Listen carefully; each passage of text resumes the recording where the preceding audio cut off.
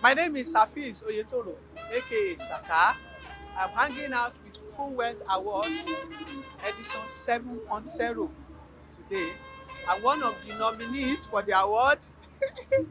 I don't know whether I'm going to win it or not, but I want to really appreciate the organizer of Full Wealth Award 7.0 for giving me the opportunity.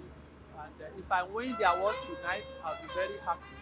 But whether I win it or not, it is an indication that somebody is looking, somebody is watching me, and all of us that are hard working in order to give us award.